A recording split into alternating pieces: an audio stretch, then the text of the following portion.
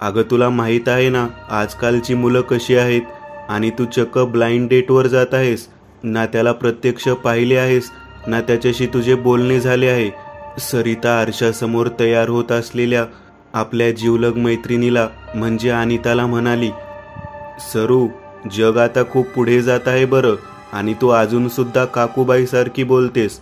आणि तुला कोणी सांगितले की मी त्याला पाहिले नाही? आम्ही एकमेकांना फेसबुकवर पाहिले आहे आणि तिकडेच आमचे बोलणे देखील सुरू झाले. तू ना उगीच जास्त विचार करतेस. हो, तरी देखील जरा सावध राहा.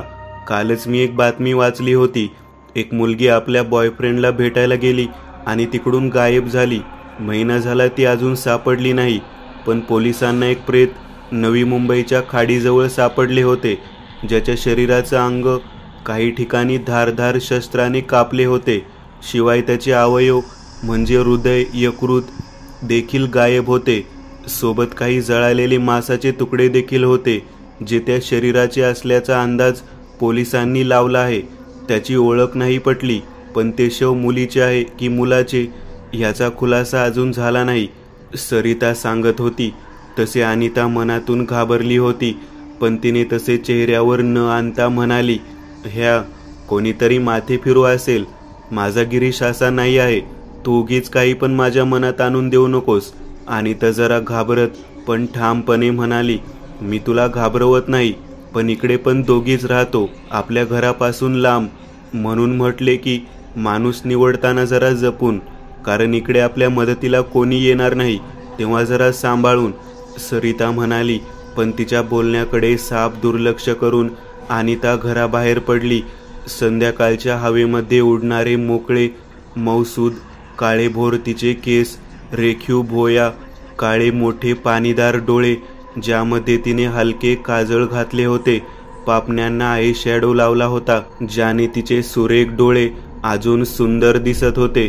सरळ नाकामध्ये एक बारीक चमकी होती आणि गुलाबी पाकळीसारखे बारीक ओठ, आणि त्यावर एक हलकी लाल रंगाची लिपस्टिक तिने लावली होती. एक सुंदर असा काळा वन पीस तिने परिधान केला होता. कानामध्ये जरा लांब असे खोट्या हिऱ्याचे लटकन कानातले घातले होते. हातामध्ये एक लहान पर्स आणि दुसऱ्या हातामध्ये एक ब्रेसलेट होते. खाली उतरून तिने एका रिक्षाला हात केला.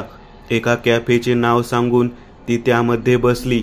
रिक्षा आपल्या वेगाने चालत होती आणि तिचे विचार देखील त्या वेगाने धावत होते. ॲपवरून पहिल्यांदा पाहिले, नंतर पोस्ट लाईक करणे, नंतर हाय हॅलो सुरू झाले, आणि त्यातच त्यांनी भेटायचे ठरवले. आज आम्ही पहिल्यांदा भेटणार आणि समोरासमोर एकमेकांना पाहणार. पण जर सरिता जसे म्हणाली तसे काही असेल तर? त्याने मला फसवले तर? नाही, पहिल्या भेटीमध्ये असे काही होईल असे मला नाही वाटत. फोटो पाहून तरी तो चांगला मुलगा वाटत होता, पण फोटोमध्ये सर्व छान दिसतात. पण हा तसा नसेल तर? तिच्या विचारात रिक्षा कॅफे समोर येऊन थांबली. तसे ती विचारातून बाहेर आली. तिने दचकून आजूबाजूला पाहिले तर रिक्षा कॅफेच्या बाहेर उभी होती. ती त्यातून उतरली. पैसे देऊन ती पुढे निघाली. कॅफेचे नाव आणि आतील रोषणाई पाहून तिचे डोळे दिपले. असे नव्हते की तिने असे कॅफे पाहिले नव्हते, पण असे डेटवरती पहिल्यांदाच आली होती. त्यामुळे ती मनातून जरा घाबरली होती. आत प्रवेश करून तिने दरवाजापासून 4 टेबल सोडून दरवाजा दिसेल अशा ठिकाणी बसली. आपला मोबाईल आणि पर्स तिने टेबलवर ठेवून रुमालाने डोक्यावर जमा झालेले घर्मबिंदू टिपून घेतले. आजूबाजूला माणसाचा आवाज आणि एक मंद इंग्लिश संगीत स्पीकरवर सुरू होते. वेटर प्रत्येक टेबलजवळ जाऊन जातीने काही हवे नको ते पाहत होते. तसेच एक वेटर तिच्या टेबलजवळ आला आणि त्याने तिला काही घेणार का असे विचारले, पण ती कोणाची वाट पाहत असल्याचे सांगितले. तसे तो मंद स्मित करून गेला. काही सेकंद गेले असतील नसतील तसे दरवाजा उघडला आणि त्यातून त्याने प्रवेश केला. काळेभोर मानेपर्यंत केस, खुरटी काळी दाढी, व्यायामाने कमावलेले शरीर, त्यावर घट्ट काळा शर्ट आणि निळी जीन्स, ज्यामध्ये तो अधिकच सुंदर दिसत होता. दारातून त्याने तिला पाहिले आणि स्मित करत तो तिच्या दिशेने येत होता. त्याच्या हातामध्ये एक गुलाबाचा बुके होता. दमदार पावले टाकत तो तिच्या जवळ आला त्याच्या पावलासोबत तिचे हृदय देखील जोरात धडधडू लागले होते. हॅलो मॅम, सॉरी मला उशीर झाला. तुम्हाला जास्त वाट तर पाहायला नाही ना लावली. तसे तू खूप सुंदर दिसत आहेस. तो एका दमात सर्व बोलून गेला. ती त्याच्या ह्या बिनधास्त स्वभावाने लाजून गेली. तो असे बोलतो हे तिला माहीत नव्हते. असे नाही, पण समोर बोलण्याची ही पहिलीच वेळ होती. मग काय ऑर्डर करू, त्याने विचारले. तू जे खाशील ते ऑर्डर कर, ती हळूच म्हणाली. मी जे खातो ते तू नाही खाऊ शकत, तो म्हणाला. तसे ती पटकन म्हणाली, का, असे काय खातो तू? माणूस, तो थंड नजरेने तिच्याकडे पाहत म्हणाला. तसे ती अस्वस्थ झाली. त्याला बेशुद्ध करून त्याचा गळा धारधार चाकूने कापून त्याचे रक्त जमा करायचे आणि मग ते गरम गरम रक्त हाताने चेहऱ्याला लावायचे. त्याने चेहऱ्याला लाली येते आणि मग पिऊन टाकायचे. त्याचे नरम नरम मांडीचे मांस सुरीने कापून मंद आचेवर भाजून घ्यायचे. त्याची पोटे आणि हृदय शिजवून त्याचे कालवण करायचे आणि हाडांसोबत खायचे. काय भारी लागते माहीत आहे, तो बोलत होता आणि ती तिचे तोंड वेडे वाकडे करून त्याच्याकडे पाहत होती. तिच्या अंगावर शिरशिरी आली. बस कर, मला कसे तरी होत आहे, ती चेहरा वेडावाकडा करत म्हणाली. त्यावर तो जोरात हसला आणि म्हणाला, अगं मी तर मस्करी करत होतो, तू लगेच गंभीर सुद्धा झालीस. मी चिकन लवर आहे, मला चिकन खूप आवडते, तो हसत म्हणाला. आणि तिने सुटकेचा निश्वास सोडला. मी शाकाहारी आहे, मला मांस मटण नाही आवडत. गरीब प्राण्याचा जीव घेऊन आपले पोट कोण कसे भरू शकते, मी याच्या विरुद्ध आहे, ती म्हणाली. त्यावर त्याने फक्त मान डोलावली. त्याने कोल्ड कॉफी आणि काही स्नॅक्स ऑर्डर केला आणि ते तिकडे गप्पा मारत राहिले. त्याने दिलेल्या माहितीनुसार ह्या शहरात तो एकटाच होता. त्याचे कुटुंब हे उत्तर प्रदेशमध्ये होते. इकडे तो गेली 2 वर्ष एकटा राहत होता आणि त्याचा खास असा मित्र परिवार देखील नव्हता. हिच्या आधी त्याच्या 2 मैत्रिणी होत्या ज्यांना त्याने सोडून दिले होते. ती देखील इकडे एकटी फ्लॅट भाड्याने घेऊन एकटी राहत होती. एका कंपनीमध्ये ती कामावर होती. गावाकडे आई आणि बाबासोबत एक लहान भाऊ होता जो शाळेत शिकत होता. साधारण 2 तासाच्या भेटीने ते उठले आणि कॅफेमधून बाहेर पडले. चल मी निघते, मला उशीर झाला आहे, उद्या ऑफिस पण आहे, ती म्हणाली. तसे त्याने तिच्याकडे पाहिले आणि म्हणाला, कशी जातेस, थांब मी सोडतो तुला. त्याने आपली किल्ली मोटरसायकलला लावली. एक किक देऊन त्याने ती सुरू केली. गाडी छान लाल आणि काळ्या रंगाची होंडाची स्पोर्ट बाईक होती. बस सोडतो तुला, मानेने मागच्या सीटकडे खून करत तो म्हणाला. अरे खरंच नको, मी जाईन रिक्षाने, तू कशाला त्रास घेतो, ती काळजीने म्हणाली. त्रास, मला कसला त्रास होणार, उलट झाला तर आनंद होईल, अजून तुझ्यासोबत वेळ घालवला त्याचा, तो म्हणाला. आणि त्याने मानेने पुन्हा मागे बसण्याची खून केली आणि ती नाईलाजाने मागे बसली. गाडी भरधाव वेगाने ती सांगेल तशी पळत राहिली. एका जुन्या 3 मजली इमारतीखाली त्याची बाईक उभी राहिली. इकडे राहतेस का, त्याने एक नजर त्या इमारतीकडे टाकली आणि आजूबाजूला फिरवली. ती इमारत एकदम आड बाजूला होती. तिच्या शेजारी एक काम अर्धवट झालेली आणि बंद पडलेली इमारत होती. आजूबाजूचा रस्ता देखील सुनसान होता. ओके बाय, भेटू लवकर, ती म्हणाली. आणि त्याने तिच्याकडे पाहिले. तिला त्याच्या नजरेमध्ये काहीतरी वेगळेपण जाणवत होते. हे नक्की, हे काय, घराच्या खाली आलो आहे तर घर पाहायला नाही घेऊन जाणार का, त्याने एक स्मित करत गहिऱ्या आवाजात विचारले. त्याचा तो गहिरा आवाज आणि थंड स्वर ऐकून ती पहिल्यांदा घाबरली, पण आता नाही कसे म्हणायचे म्हणून ती हसून त्याला म्हणाली, अरे अरे नाही, चल ना, वर बसून एकत्र जेवण करू, मी पण काहीतरी ऑर्डर करणारच होते आणि एकटीला जेवायचा कंटाळा येतो.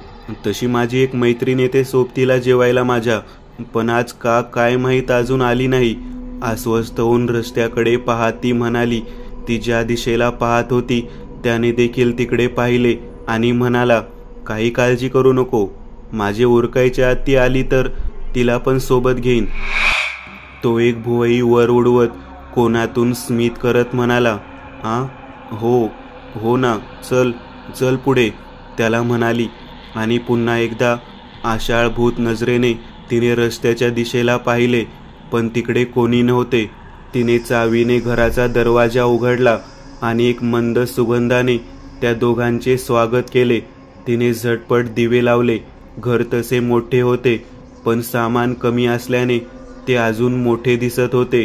हॉलमध्ये एक सोफा आणि 2 खुर्च्या, त्याच्यासमोर एक काचेचा टीपॉय होता. समोर टीव्ही भिंतीला लावला होता. त्याच्या बाजूला एक लाकडाचे कपाट होते, ज्यामध्ये काही मेडिकलची पुस्तके रचून ठेवली होती. ते पाहून त्याला आठवले की अनिता मेडिकल स्टुडंट आहे हे तिने सांगितले होते. तिने दोघांचे जेवण ऑर्डर केले आणि ते गप्पा मारत बसले असताना तो अचानक तिच्यासोबत लगट करू लागला. तिच्या शेजारी जाऊन बसला आणि तिच्या गालांना, मांडीला आणि पोटाला स्पर्श करू लागला. ती त्याचा स्पर्श नाकारू लागली होती, पण तो तिच्यावर जबरदस्ती करत त्याने आपल्या दोन्ही हाताने तिचा चेहरा आपल्या दिशेने वळवला आणि ती तिला जबरदस्ती किस करणार होताच तेवढ्यात दारावरची बेल वाजली. आता कोण आले तडफडायला, बोलत तो रागाने उठला आणि दार उघडले तर दारात एक मुलगी उभी होती. तिच्या हातामध्ये पार्सल होते. काय आहे, त्याने रागाने विचारले. ते सर, तुमचे पार्सल आले आहे, ती म्हणाली. तसे त्याने ते पार्सल तिच्याकडून घेतले आणि पैसे आणि टीप देऊन तिला रवाना केले. दार बंद करून तो मागे वळला तेव्हा अनिता त्याच्या समोर बसून स्मित करत होती. तिने आपला ड्रेस गुडघ्याच्या वर घेतला होता. तिच्या गोऱ्या मांड्या त्याला दिसत होत्या आणि तो बेफाम झाला होता. त्याने पार्सल टीपॉयवर ठेवले आणि तो तिच्या दिशेने झेपावला. तसे तिने त्याला हाताने मागे ढकलून दिले. तुला जे हवे ते मला पण हवे आहे, पण शरीराची भूक भागवायच्या आधी मला पोटाची भूक भागू दे, मग रात्र आपलीच आहे, ती लाडीकपणे म्हणाली आणि त्याच्या चेहऱ्यावर हात फिरवला. आपले काम झाले, पोरगी आपल्या ताब्यात आली असे समजून त्याने भराभर जेवण उरकले आणि त्याचे डोळे जड होऊन बंद झाले. काही दिवसांनी टीव्हीवर बातमी झळकू लागली. उल्हासनगर परिसरातील एका मोठ्या गटाराच्या लगत एक नग्न प्रेत पोलिसांना सापडले आहे. प्रथमदर्शनी ते प्रेत पुरुषाचे असल्याचे समजून येत आहे. त्याच्या शरीराचे अवयव गायब असून त्याचे मांस देखील कापल्याच्या खुणा पोलिसांना दिसत आहेत. गळा कापून त्याची हत्या झाल्याची नोंद केली गेली आहे. फॉरेन्सिकच्या मते त्याचा गळा कापून मग त्याचे मांस कापले गेले असले पाहिजे. त्याचे हृदय आणि यकृत देखील गायब आहे. शीर नसल्याने त्याची ओळख पटवणे मुश्किल जात आहे. काही अंतरावर एक लाल काळी होंडाची स्पोर्ट बाईक देखील उभी आहे, जिची नंबर प्लेट गायब असून इंजिन नंबर देखील खरडून मिटवला गेला आहे, जेणेकरून मैताची ओळख पटू नये. पोलिसचा अंदाज आहे की मागे जसे प्रेत सापडले होते तसेच हे प्रेत आहे. ह्याचा खुनी देखील एकच आहे.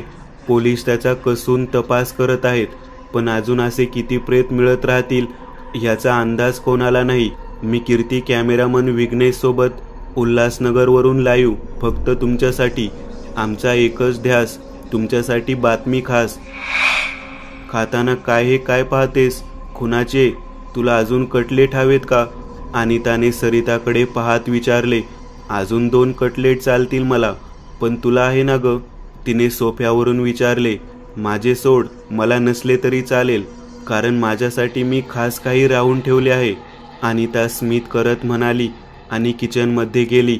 अनिताने फ्रीज उघडला आणि एका पिशवीमध्ये हात घालून पाहिले आणि म्हणाली, आहे, भरपूर आहे. अजून 2 दिवस तरी काही नाही केले तरी पुरेल एवढे आहे. तिने फ्रीजमध्ये असलेल्या वरच्या खणामध्ये पाहिले आणि हसत समोर पाहत म्हणाली, तू जर वर आला नसतास तर आज तुझी अशी अवस्था झाली नसती. बोलून तिने हातामध्ये काहीतरी लाल भडक घेतले आणि दाताने एक लचका तोडून तो कर कर करत खाऊ लागली. त्या फ्रीजच्या वरच्या खाण्यामध्ये गिरीशचे कापलेले मस्तक होते, ज्याचे सताड उघडे डोळे समोर पाहत होते, आणि ती जे लचके तोडून खात होती ते गिरीशचे काळीज होते. त्या नाल्याच्या शेजारी पडले होते गिरीशचे बेवारस प्रेत आणि त्याच्याच मांसाचे तयार केले गेले होते ते कटलेट, जे त्या दोघी आनंदाने खात होत्या. त्या दिवशी गिरीशला फक्त पाहून त्याला फायनल करायचे होते पण गिरीशचा उतावळेपणा त्याला नडला आणि तो वरपर्यंत घरी आला. जेवणाची ऑर्डर करते सांगून आणि त्याने सरिताला मेसेज केला आणि गिरीश घरी आल्याचे सांगून जेवण घेऊन येण्यास सांगितले. जेवणामध्ये आधीच गुंगीचे औषध असल्याने ते खाताच त्याची शुद्ध हरपली आणि मग त्या दोघींनी मिळून त्याचा आधी गळा चिरला आणि मग त्याच्या मांसाचे तुकडे केले, काळीज आणि यकृत काढून घेतले आणि राहिलेले शरीराची विल्हेवाट लावून गाडी देखील सोडून दिली. मागे घडलेल्या घटनेमध्ये देखील त्याचे नाव आले नव्हते. सतत घरात मंद सुवास दरवळत असल्याने घरात कुचका सडका वास येत नसे आणि आम्हाला तर रोज नॉनव्हेज लागते असे सर्व इमारतीमध्ये सांगितल्याने त्याच्या घरातून रोज मांस तळल्याचा वास आला तरी कोणी शंका घेऊ शकत नव्हते. सरिता IT मध्ये कामाला असल्याने तिच्या संगणकावर प्रभुत्व होते, ज्या माध्यमातून तिने फेसबुकवर एक अकाउंट उघडले होते आणि ते आपले सावज शोधत असत. तरुण मुलगा आणि शहरामध्ये एकटाच राहणारा, जास्त मित्रपरिवार नसलेला अशा मुलांना ते जाळ्यात पकडत आणि चॅट करून मैत्री करून त्याला भेटायला बोलावून त्याची अंगकाठी आणि इतर माहिती तपासून घेऊन त्याला 2 दिवसांनी घरी बोलवत आणि मग ए सरू, आता नवीन सावज शोधायचे का? आणि त्याने मिश्किल हसत विचारले, अरे नेकी और पूछपूछ, नक्कीच शोधू. ही कथा ऐकणारे आहेत ना? तरुण, त्यातलाच एक ठरवू आणि मग त्याला फ्रेंड रिक्वेस्ट पाठवू. नंतरचं तुला तर माहीतच आहे.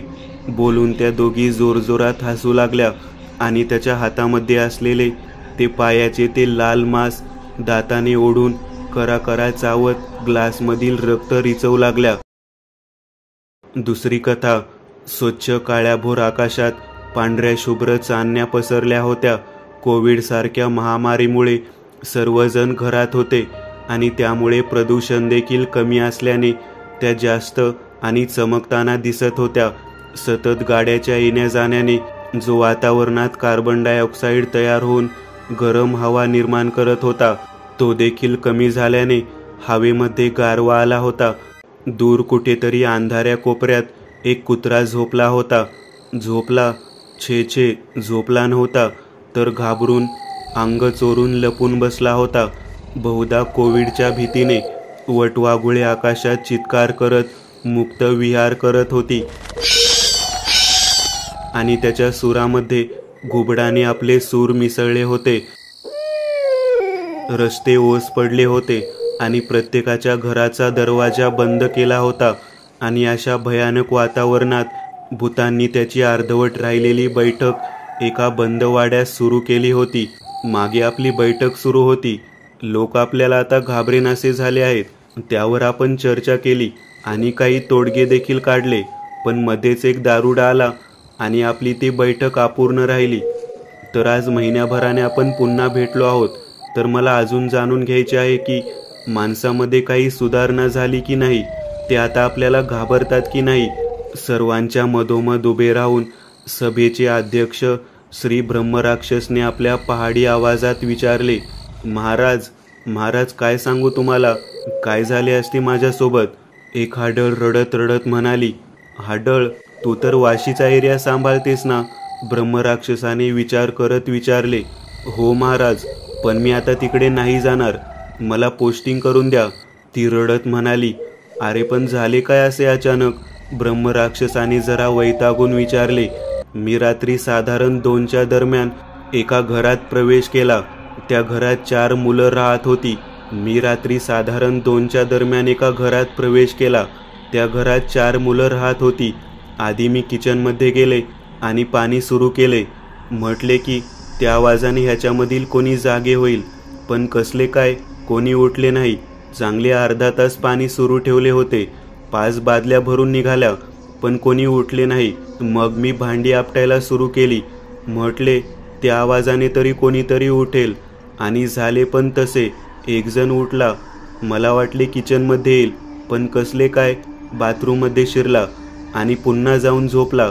मग मला राग आला आणि मी त्याच्या खोलीमध्ये शिरले आणि जोरजोरात हसू लागले. चित्रविचित्र आवाज काढू लागले, पण कसलाच फरक जाणवला नाही. साधे हल्ले देखील नाही. एवढी कसली काळ झोप? मग मी युक्ती केली. आणि त्याच्या पंख्याचे बटन बंद केले. बटन बंद करून मी मागे वळले तसे ते चौघे उठून माझ्या तोंडासमोर येऊन उभे राहिले आणि रागाने एकदा माझ्याकडे आणि एकदा पंख्याकडे पाहू लागले. त्यांना पाहून भीतीने मला घाम फुटला. माझे पाय थरथरू लागले. आता पुढे काय होणार हे समजायच्या आतच एक फॅट आवाज झाला आणि मी गाल चोळू लागले. पटकन पंखा सुरू केला आणि तिकडून पळाले. नाहीतर आज माझे काही खरे नव्हते. रडत रडत ती हाडळ म्हणाली, अध्यक्ष महोदय, माझ्यासोबत देखील असेच काही झाले आहे. मी बांद्रा एरिया कव्हर करतो आणि मला देखील असाच वाईट अनुभव आला आहे. एक खवीस उभा राहत म्हणाला, का रे बाबा, आता तुझ्यासोबत काय झाले? ब्रह्मराक्षसाने हाताश होत विचारले. मी एका घरात गेली 15 वर्ष राहत होतो.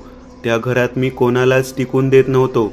जो येत होता त्याला घाबरवून मी त्या घरातून पिटाळून लावत होतो. पण काही दिवसांपूर्वी त्या घरात एक नवीन भाडेकरू आले आहे. त्यांना एक तरुण मुलगी आहे. मुलगी तशी देखणी आहे, पण भलतीच चतुर आणि धाडसी आहे. त्या घरात जे कोणी भाडेकरू किंवा मालक येत त्यांना आल्या दिवशी मी चित्रविचित्र आवाज काढून किंवा अचानक अंधारात त्यांच्या समोर येऊन त्यांना घाबरवून ते घर सोडायला मी भाग पाडत असे. ह्यांच्या बाबतीमध्ये देखील असेच करायचे. असे ठरवून मी त्या मुलाला घाबरवायचे ठरवले. अर्धवट सामान आल्याने ती मुलगी रात्री एकटी त्या घरात राहणार होती आणि तिचे आईबाबा जुन्या घरी. म्हटले हाच मोका आहे तिला घाबरवण्याचा. ती रात्री रील्स करत होती आणि लोकांना आपले नवीन घर दाखवत होती. कोविडमध्ये आता हाच विरंगुळा राहिला होता. ती रील्स करत असताना मी 4-5 वेळा तिच्या मागून गेलो. 1-2 वेळा दिवे बंद चालू केले आणि ते तिला समजले, पण तिच्या चेहऱ्यावर भीतीची एक लकीर नव्हती. मग ठरवले की आता समोरून जाऊन घाबरवायचे आणि तसे मी माझा भयानक चेहरा घेऊन अचानक तिच्या समोर गेलो आणि चित्रविचित्र आवाज देखील काढले. पण ती काही घाबरली नाही. उलट थंड आवाजात म्हणाली, झाले तुझे. मला या घरात येण्याच्या आधीपासून माहीत होते की इकडे तू राहतोस, त्यामुळे मी घाबरले नाही. आता तू राहतो आहेस तर तुला अर्धे घर भाडे द्यावे लागेल आणि ते नाही जमले तर माझ्या असाइनमेंट पूर्ण करण्यासाठी मला मदत करावी लागेल. तर आणि तरच तू इकडे राहू शकतोस. अध्यक्ष महोदय, आता आम्ही काय करायचे? राहायचे, भाडे द्यायचे की असाइनमेंट पूर्ण करून द्यायचे? आम्ही खवीसांनी कोणाच्या पायावर डोके ठेवायचे? कोणाच्या? जे कधी आम्हाला घाबरत होते आता त्याच्या समोर दयेचा कटोरा घेऊन उभे राहायचे का? घाबरावे की घाबरू नये हा एकच प्रश्न आहे. घाबरवावे एका भयानक खविसासारखे की घाबरावे का उंदरासारखे? अरे, ज्यांना आम्ही घाबरवायला शिकवले ते आम्हाला विसरतात आणि ज्यांनी आम्हाला घाबरवायचे कसेही शिकवले तो तूही आम्हाला विसरतोस. मग हे सडक्या कुचक्या देहाचे लक्तर घेऊन आम्ही कोणाला घाबरवायचे रे? कोणाला? अध्यक्ष महोदय, भरल्या गळ्याने खवीस म्हणाला आणि रडू लागला. खवीस, हो, शांत व्हा. फडवणीसांनी नटसम्राट केल्यासारखे वाटत आहे. शांत व्हा. ब्रह्मराक्षस खवीसाला शांत करत म्हणाला, खरंच खूपच गंभीर विषय मांडले आहेत. लोकांना घरात जास्त सुरक्षितता जाणवते आणि त्यामुळे लोक आपल्याला जास्त भाव देत नाहीत. पहिले कसे रस्त्यावर, जंगलामध्ये, स्मशानभूमीच्या आसपास, नदी किंवा समुद्र किनाऱ्यावर अंधारल्या जागेत आपली दहशत होती, जी या कोविडने संपुष्टात आणली आहे. ह्यावर काहीतरी उपाययोजना करायला हवीच. ब्रह्मराक्षस विचार करत म्हणाला, अहो, हे तर काहीच नाही. मी तर असे पण ऐकले आहे की हे कोणी कोविड युद्धात शील्ड स्थापन केले आहे आणि ते कोणाच्या पण घरात शिरून कितीही वाजता लस देत फिरत आहेत. मध्येच गिर्या खोकत म्हणाला, काय रे गिर्या, काय झाले? अचानक खोकायला लागला आहेस? ब्रह्मराक्षसने त्याच्याकडे पाहत विचारले. माहीत नाही महाराज, अचानक कालपासून खोकला सुरू झाला आहे. त्याआधी जरा जास्त गार लागत होते. मला वाटले पाण्यात राहून लागत असेल. गिर्या सहज म्हणाला. गिर्या, मला सांग, तुला ह्या शेजारी असलेला सडका झोटिंग बसला आहे त्याचा वास येतो आहे का? ब्रह्मराक्षसने सावध होत विचारले. कोणाचा? ह्याचा? छे, अजिबात नाही. शेजारी बसलेल्या झोटिंगकडे पाहत गिर्या म्हणाला. त्याचे ते उत्तर ऐकून सर्वांच्या तोंडचे पाणी पळाले सर्वजण त्याच्यापासून एक हात मागे सरकू लागले. गिर्या, मला सांग, ह्या 4-5 दिवसात कोणाला तू पाण्यात घेतले होते का? ब्रह्मराक्षस भीतीने डोळे मोठे करत विचारले.